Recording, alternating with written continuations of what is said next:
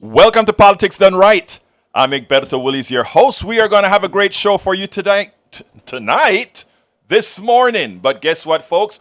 Just one word for the day. Remember. The kind of day you're going to have today is the day that you decide you want to have and you choose to have and you make happen.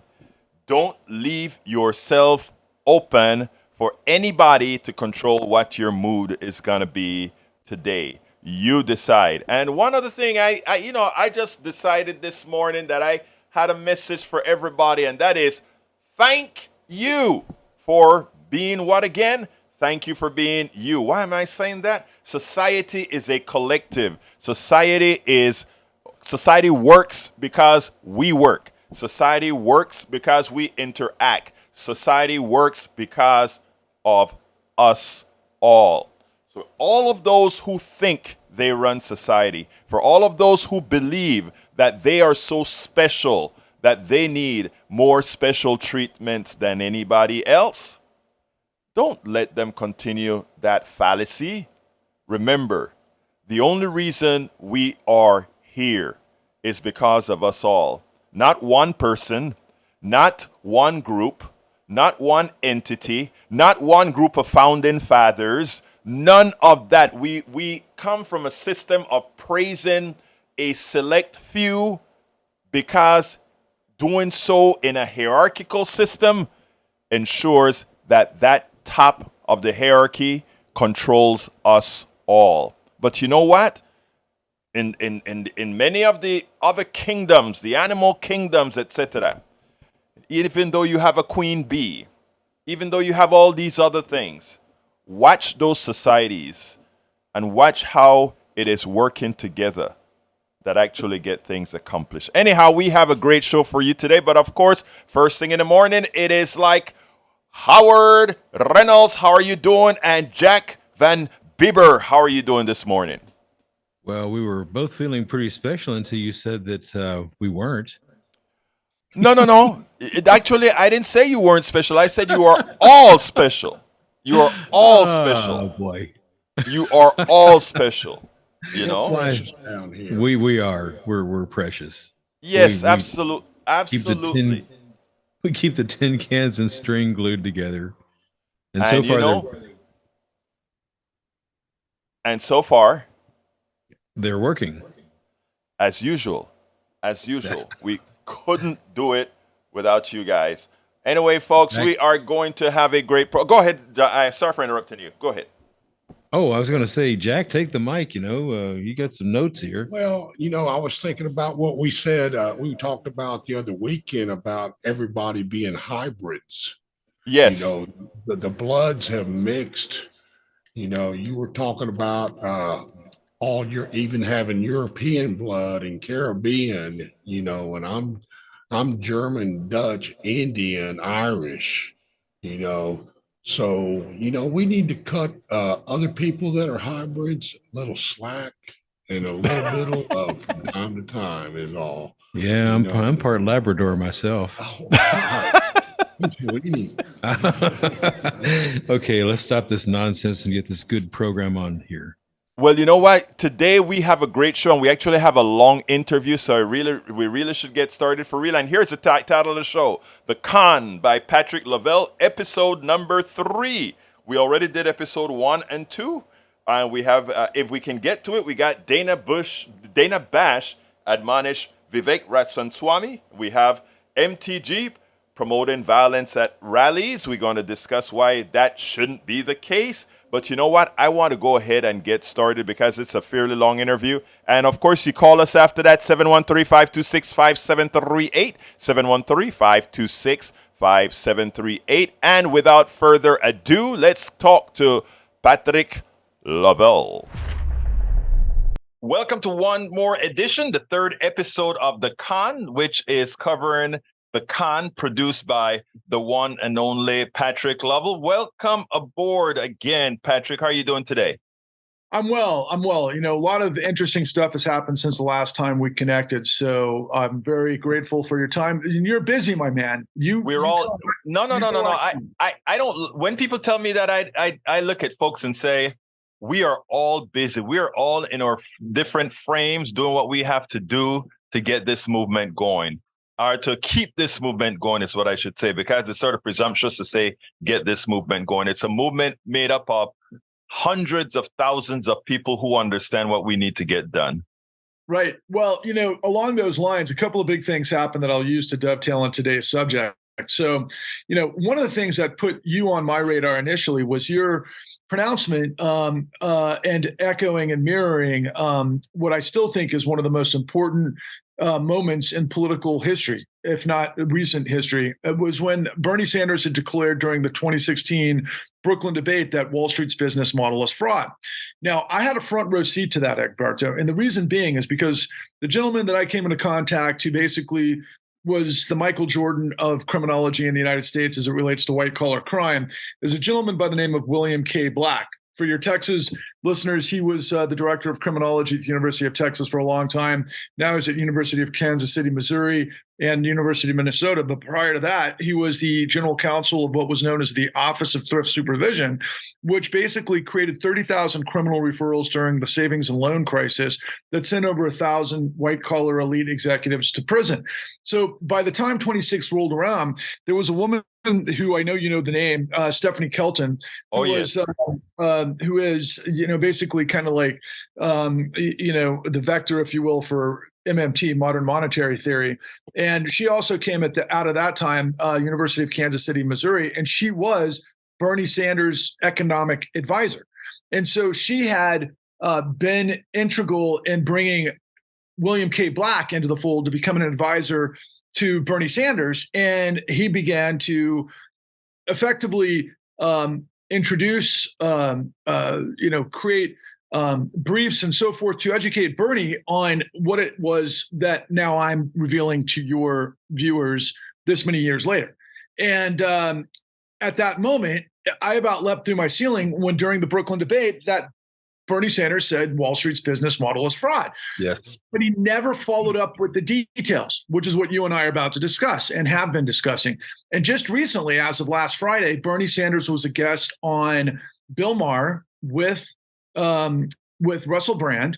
And Bernie's got a new book out, which is basically a recontextualization of a lot of what he's been saying for a long time. And the title of the book is It's Okay to Be Angry with Capitalism.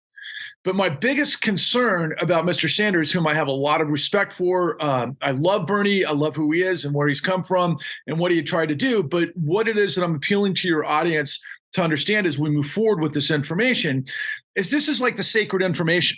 This is the information that the United States government made a calculated choice during the Obama administration to not do the investigation that would lead to the outcome of massive criminal indictments against the financial sector that created what it is that we're revealing to you, which are the details of Wall Street's business model is fraud. And as a result of all of these things, in 2023, I think it's more than it ever has been, Edgar, is that, like, for example, last night I was just watching, and I do this to get a temperature read in mainstream television, and I'm sure you do the same because I see a lot of the things that you the clips out there to react to things that are in the mainstream, sort of sphere. And it's not really mainstream because it's more like cable echo spheres with big audiences. And what is mainstream anymore, really? It's just corporate funded platforms that spin opinion that ultimately get us to things like what we're seeing is a hyper sort of like, let's say, produced civil war based on hatred of identity politics to confuse the issues that nobody understands Wall Street's business model is fraud, which undergirds everything. So, for example, last night I watched Rachel Maddow spin and yarn all sorts of things, in her like pronouncements in almost hysteria that we're about to become an autocratic state because of the insanity of what Trump's doing and Fox in Georgia. Yeah, of course. Okay, now point taken and point correct, except for Miss Maddow has never told you what the details are of Wall Street's business model is fraud. Why? Because MSNBC and the contextualization of corporate media is controlled by the said system that I am revealing to you. And then Fox, of course, with all of this not shenanigans, stupidity, and but the ultimate thing that your audience, I hope, comes to question through this process is that, for example, with the big lie and what Rupert Murdoch knew and what Tucker Carlson knew and everybody else during the insurrection, why was it up to a lawsuit by a large corporation to create discovery, to discover what, if you were a real news organization like the New York Times or whomever, we should have had these answers probably within 6 months of the Let me tell you, Patrick, I'm glad you brought that up because I asked the same question, right? And then in the darkness of my bed, the answer came. Well, that was an intra-party fight. It wasn't the fraud against the American people. It wasn't the corporate state against the American people. It was two brothers having a fight. And since one of them had to win, that's the only reason that discovery came out. Because well, true. But see, it gets even more deep and weird and contextualized. But the bottom line is what we're trying to emulate and what you and I are trying to battle is that media writ large, particularly what we call legacy media or corporate media, is a cesspool of lies and deception without the resources to actually do what is required from the Fourth Estate if you want to have investigative journalism, which is to protect the people from corruption. Now, corruption's nothing new. Corruption's been a part of humanity and society from the beginning, right? I mean, I can give you examples of every war, of every schism, of every period that has corruption at the root of it all. In our time period, getting to what the subject matter is that we need to discover is the ultimate revelation of what is called predation. So when we talk about capitalism, and in our last discussion, we talked about late stage capitalism, and which is just all a facade, if you want to know the truth. Particularly, the most important aspect of all of this is we're going to get to a point where I introduce to you what the Federal Reserve did illegally to enable all of this stuff to happen that none of us can see the forest for the trees on. But it begins at the baseline, which known as predation, which can come from affinity fraud. Now, for example, in 2000, let me actually stop you right there, because what we want to do here, Patrick, is play the videos that actually show some predation. Because remember, we're talking about how regular people got conned, and specifically people of color and white. So take a look at this, and then we'll come back and have it on the other side. Addie Polk was specifically targeted for who she was, because she was living in a poor area. She didn't have any direct descendants. She was widowed, and she was a minority. You can go in mostly poor minority neighborhoods, and you would have people canvassing the neighborhood, knocking on doors, putting flyers in your mailbox. Say, we can help you. We can get that roof fixed. We can get you new windows. And sometimes they would have information on your house that you didn't give them. They would just look up your house. That was commonplace. The weak, the meek, and the ignorant are our best targets. That's the words they put on paper to describe those folks. So that has meant that the quintessential victim, if you wanted a single face, that face would be of an elderly Black woman. That's the quintessential victim of predation in the financial sphere.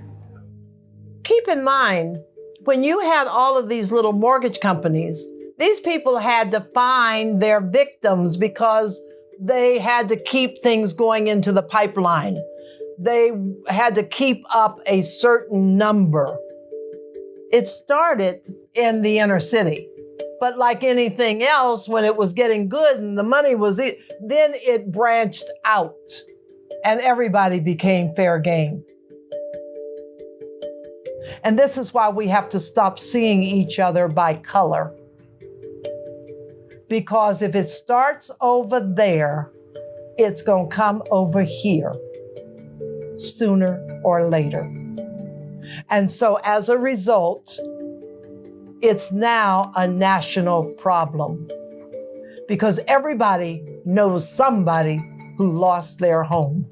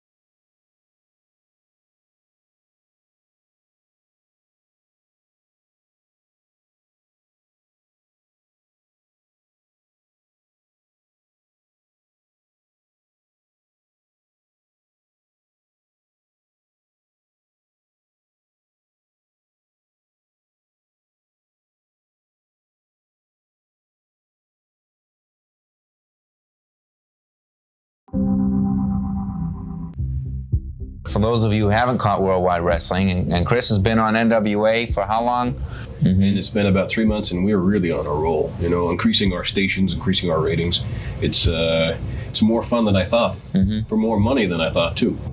I would train for AmeriQuest, and I was immediately brought on to train I'm reluctant to use the word dregs, but to bring on, to train people who had no mortgage background whatsoever. First job and out of high school or college. They had been flipping burgers, working at In-N-Out Burger. It was the warm body syndrome. They were consistently firing and hiring. Why firing? They would give a particular loan officer 20 leads that day, and only 3 of them resulted in closed loans, whereas somebody else might be able to close 5 loans out of those 20 leads. It was vicious. Hispanic loan officers would screw Hispanic borrowers. Black loan officers would screw black borrowers. And I would joke and always get a big laugh, even to this day. You should screw everybody equally, I guess was my attitude. You would say that? Yeah. And we would teach people how to, get close to people, join meetup groups, join, lead groups. Churches is a great way. You're a capitalist first. Ultimately, it's about closing a loan. Patrick, so when you talk about predation, it is quite evident. Let's continue. So what's incredible about what you just saw, particularly the piece involving a gentleman by the name of Christopher Cruz, who we saw indicate that he was also affiliated with Worldwide Wrestling at a time.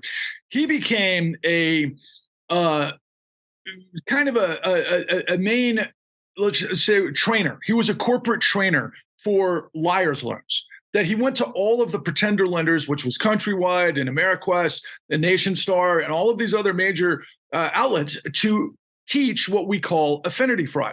So you'll get a broker who might be African American, and he might go to an African American church, and he might have a sort of a box of might be looking for example, African American women who were widows who own their house, that they could actually refinance their house based on all of these techniques that we show.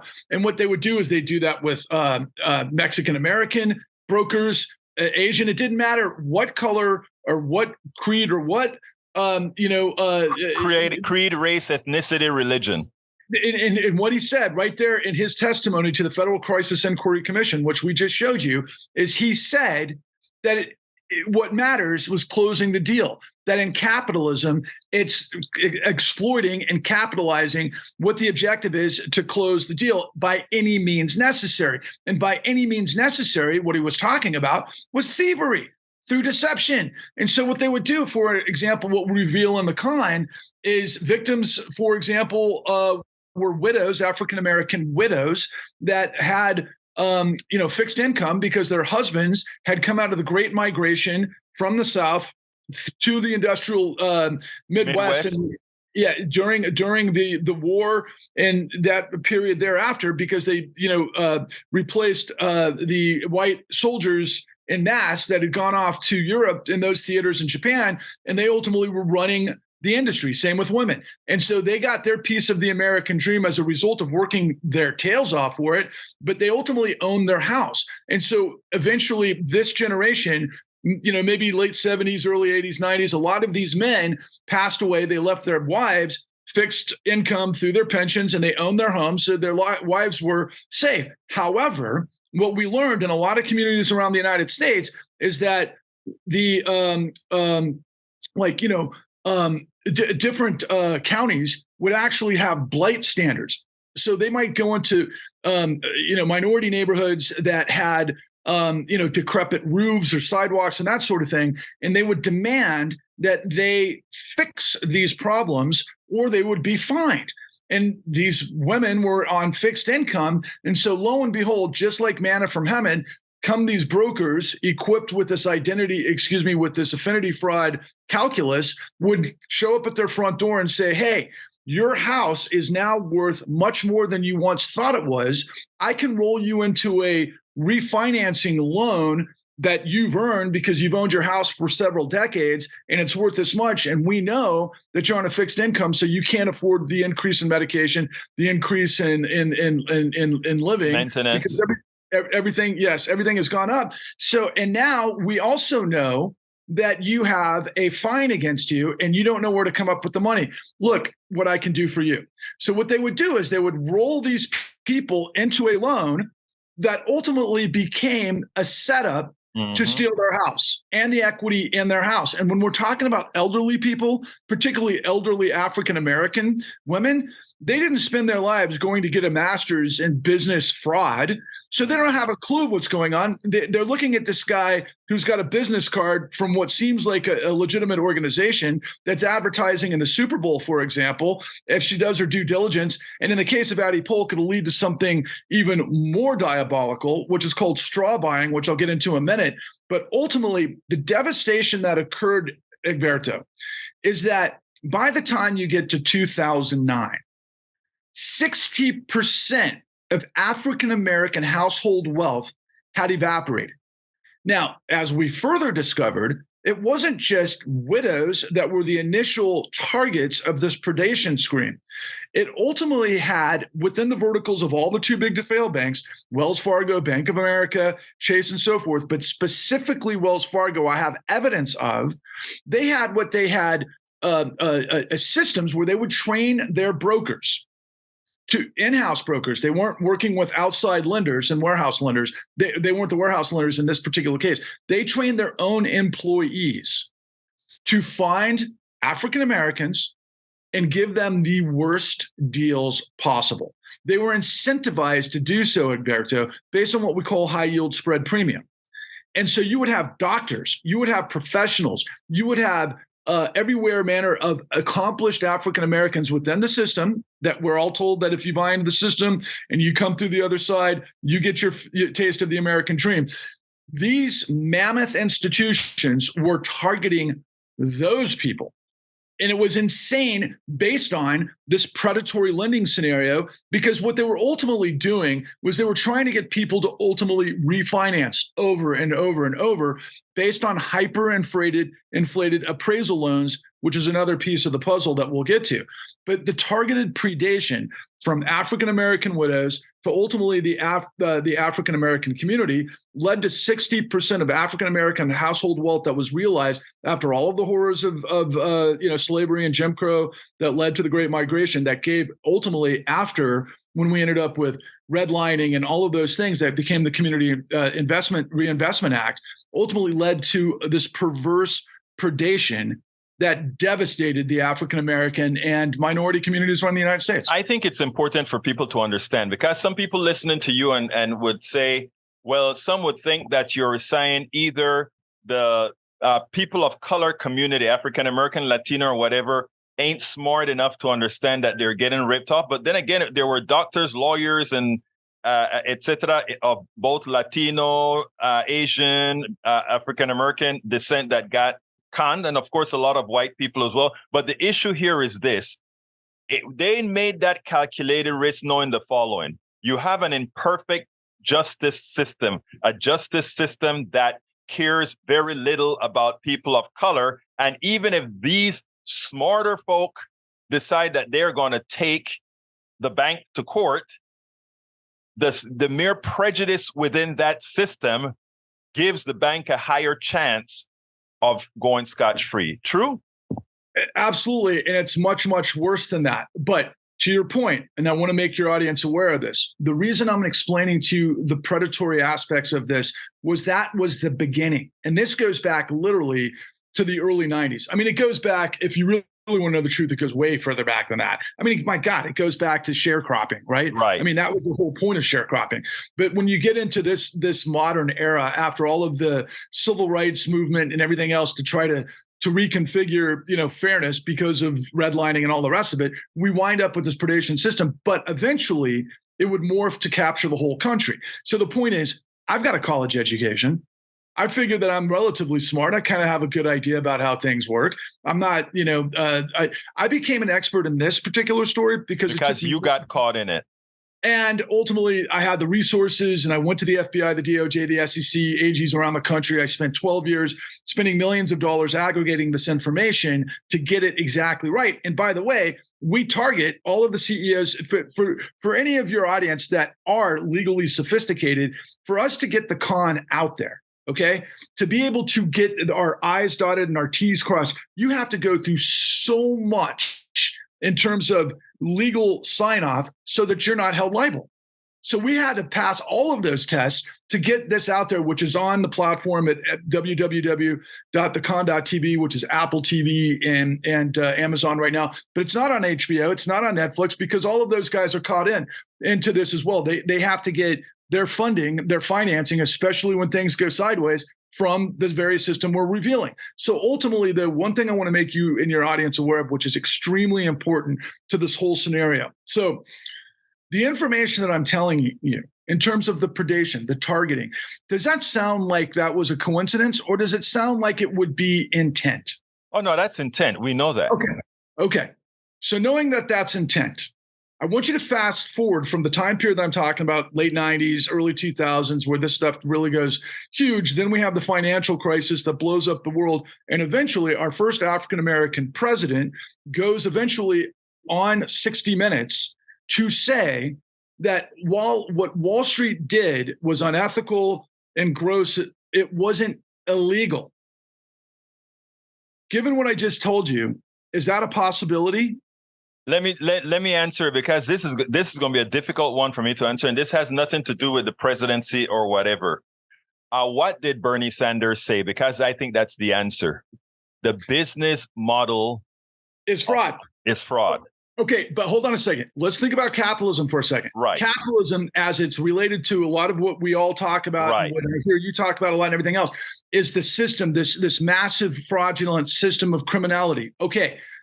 The problem with capitalism, the idea of capitalism, is it's supposed to be risk reward. What I'm telling you and your audience is there's no risk to this. And I'll tell you why. Because eventually, as I said at the outset of this conversation, it was the Federal Reserve that stepped in to backdoor $30 trillion in 2009 to make sure this criminal syndicate could get liquidity again to move on to the next realm, which is the last 13 years, and nobody goes to jail. But here's the thing, intent. What happened was the people that I worked with gave me this information. They were some of the top legal minds in the country, such that two of them, Catherine Engel and Patricia McCoy, went on to create the Consumer Financial Protection Bureau with Elizabeth Warren. Okay. Well, that's the level of people that I'm dealing with in this apparatus. They got this information that created the intent that we just showed you, that was built into this whole calculus to target specific people.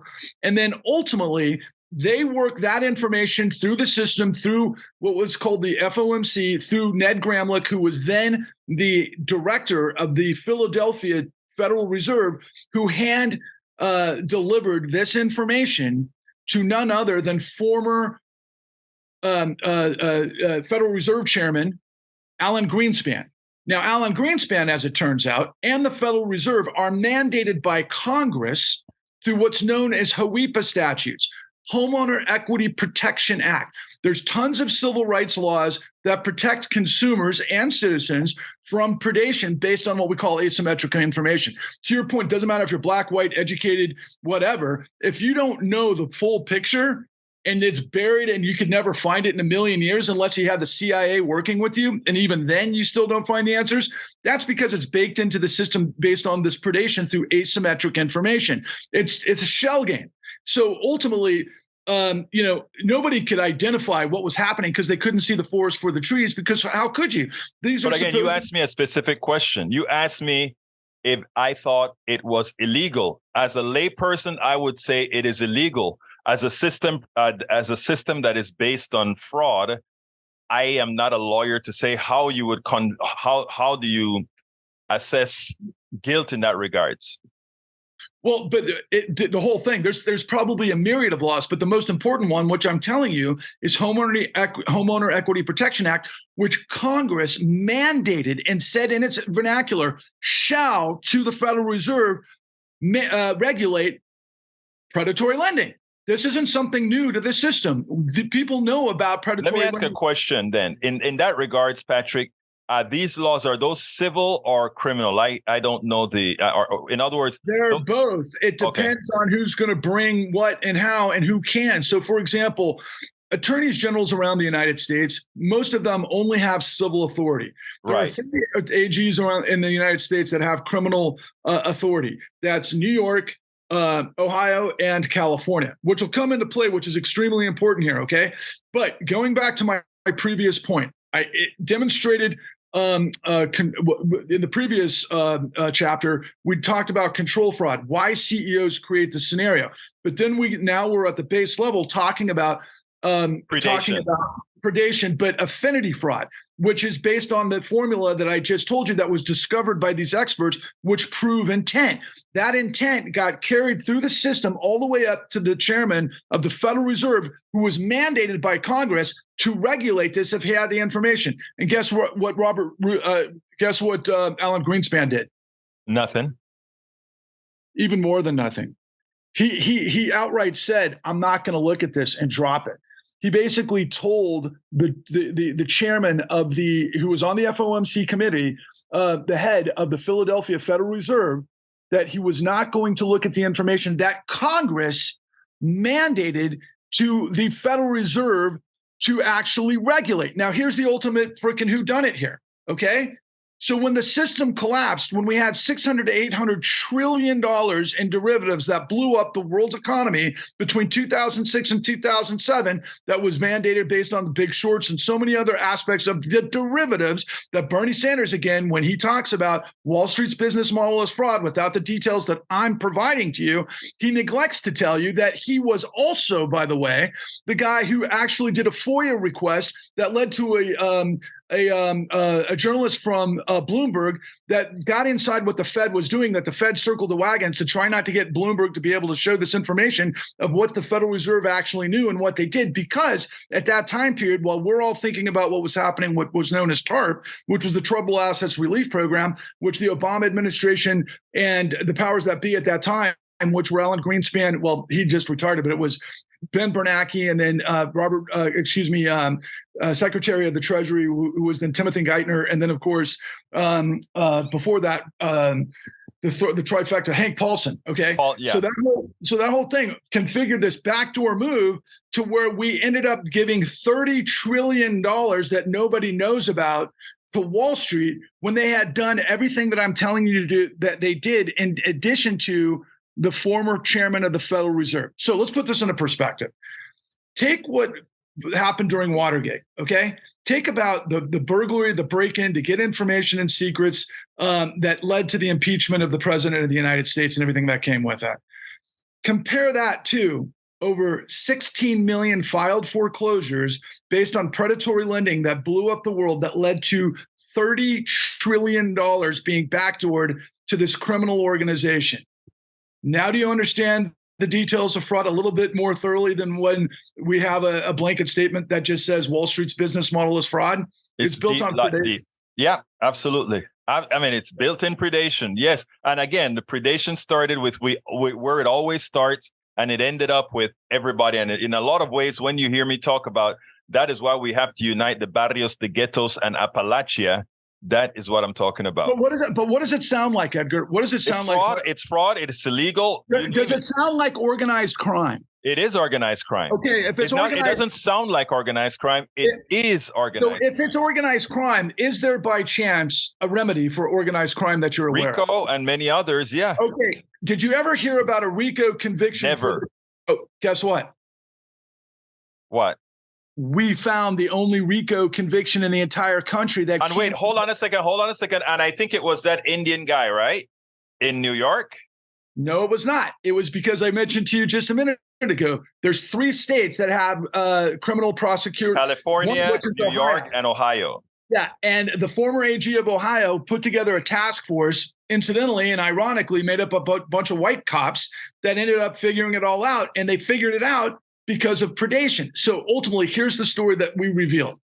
Through the tragedy of Miss Addie Polk, a 91-year-old African-American widow who was a church-going member of her society, lived within her means, suddenly is having her house stolen from her, that she doesn't understand, that she tries to tell the cops to help her. They don't. They send out the cops to evict her from her house. She ends up shooting herself in the chest 5 times to commit suicide instead of live in the streets. Through her tragedy, which was horrific, and it's been with me every day since I found out about this, she opened up this miraculous doorway to the only RICO conviction in the United States. And as it turns out, in our work, we found out that the AG of Ohio was, through his team members, trying to get the FBI to act on this. Now, this is what's really interesting. The FBI actually was acting upon this because they're the ones with the national, what is it called when you have, because you know how police only have districts that they can work in, right? They have jurisdiction. Jurisdiction. I'm so sorry. So the FBI has national jurisdiction. As it turns out, the FBI had done a national dragnet because they knew this was going on. They even did it publicly. But even in that time period, which was 2004, we had a lot of information that people couldn't see the forest for the trees. And as it turns out, that was under the George Bush administration, where his attorney general forced the investigation to stop because, and this is just anecdotal evidence, but I'll ask your viewers to try to put 2 and 2 together here. The largest contributor to the George Bush presidency wasn't Exxon. It wasn't all the military industrial complex, which you would expect, especially from you're from Houston, and you know how powerful those industries are. It was Roland Arnault, who was the CEO of AmeriQuest, who, as it turns out, was the largest predatory lender in the United States. Wow. Amazing. Well, let me tell you, for those that are listening, we have 2 more episodes of this con with Patrick Lovell, the producer. But there's something that I am going to tell Patrick right here that, we haven't really spoken before. We are very good at telling everybody all that has happened thus far. On our 6th chapter, this is supposed to be 5 episodes. On our 6th episode, what I want us to do is we are going to provide potential marching orders to let folks use how they are already empowered to start solving this problem, to start taking the economy to where it really belongs, owned by us. So Patrick, first of all, producer of the con, I want to thank you so kindly for spending this time to inform us, to enlighten us with much of what you've researched and found, what you're still researching and finding. And as we go through the next 2 episodes, let's prepare to tell our audience not just what the problem is, but how each of them can be a part of the solution. Perfect. And I would encourage everybody, thank you for that. And I can't wait to really lay that out even further because I'm in the midst of that every day. But please find me on Twitter. I think my Twitter handle is Patrick Lovell 1. And join me there. Also, I will have all your information in the blog. I'll have your Twitter information on the caption as well, so that people can start reaching out, and us, just like we have our PDR Posse community. I want us to merge that with the con community, because this is a part of something that has to get done, but it has to have many eyes, because when there's only 1 or 2, they can always knock out the 1 or 2. When there are many, it's much harder to do. I'll put it in this perspective, and I know that your audience probably knows this if they're listening to this, because it seems like a long time ago, but it's not. By the way, it never ended. It's continuing. I get calls all the time from people like, "Hey, I just discovered you. Did you know X, Y, and Z?" And I'm like, "Are you kidding me? This has been going on." We had 16 million filed foreclosures in 2012.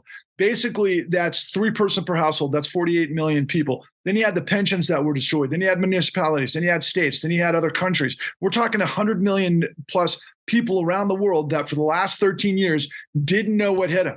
And nobody's gotten bounced back, because the problem with media is nobody knows who did what, when, and how, because it's corporate owned. It's basically high school. Nobody does investigations. We have. And to your point, my friend, thank you for doing the work that you're doing, because the only way we can do this is independently, the way we are. Patrick Lovell, producer of the con, thank you so kindly once more for being here on Politics Done Right. Thank you. Thank you to your audience, and all the best to you both.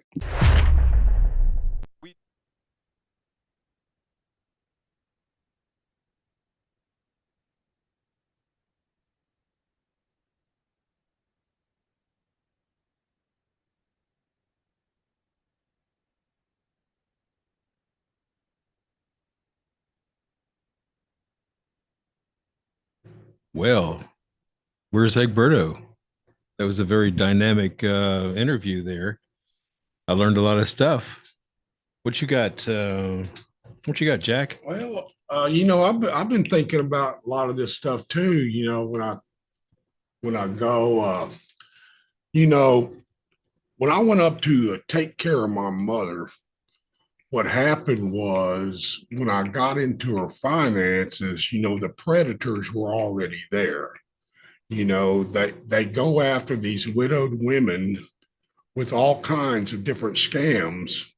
And I know that Mr. Lovell was talking about a really big scam that's happening to everybody, but predatory behavior on citizens is not a good thing. I would say that. And it happens all over the place.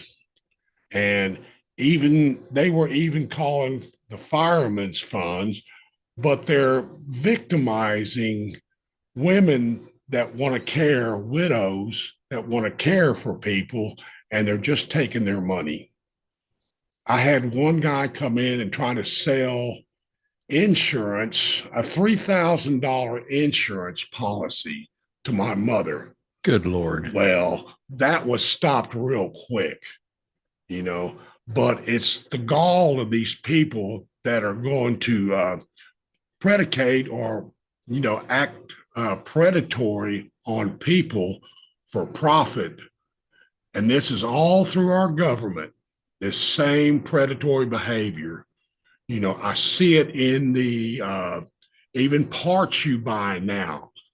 I had an incident where I had a wheel bearing on a truck go out, and they claimed you didn't have to pack the seal, and they put it on with the unpacked seal, and of course it burned out. Well, yeah. So when I replaced the wheel hub again, believe me, I put grease on that bearing. Yeah, I think I would too. So I don't put dry bearings in things. So anyway, we're not just seeing it. I mean, we're seeing so much predatory behavior out of even the corporations. What is going on here? Why are we not regulating this?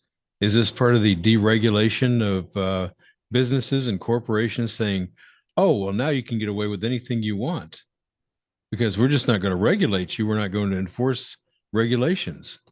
Well, that's exactly what deregulation does. It takes the rules off everything so people can go wild. I'm telling you. I mean, this is something that the people are just going to have to stand up to. It's happening all over the place. You can tell that our court is co-opted. The Supreme Court, the one that makes the rules that's making this okay, is co-opted to the right, to the conservatives. What are there, 6 conservative justices? What's the makeup of the court now? Skewed toward conservatism, or they're skewed toward the right. Yes, it's very skewed. We have the gerrymandering of the districts that is keeping these people in power. We just have all kinds of things working together on the people, and they're just some people think it's really good that capitalism as a business model is going to save their lives because they think the corporations are strong and that they're going to support everything. But something has happened, and they have turned predatory on the people. Well, they've been predatory for a long time. It's just now coming out. Yeah, we're just now seeing it. I agree that this was started sometime, after World War II is when it really got its first start. Okay, well, I'll tell you what we're going to do while we wait for Egberto to re-gear here. We're going to listen to a little bit of music because I happen to like music. This is Jeff Lorber's Wide Open Spaces. We'll be back in just a few minutes here.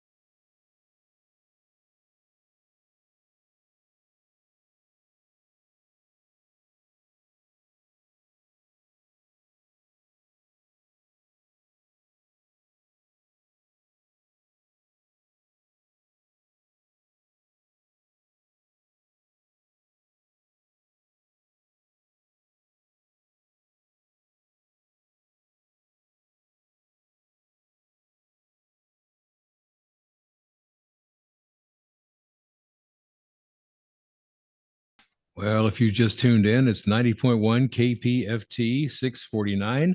I'm Howard Reynolds along with Jack Van Bever, and we are waiting for Egberto to get the tin cans and string glued back together on his side.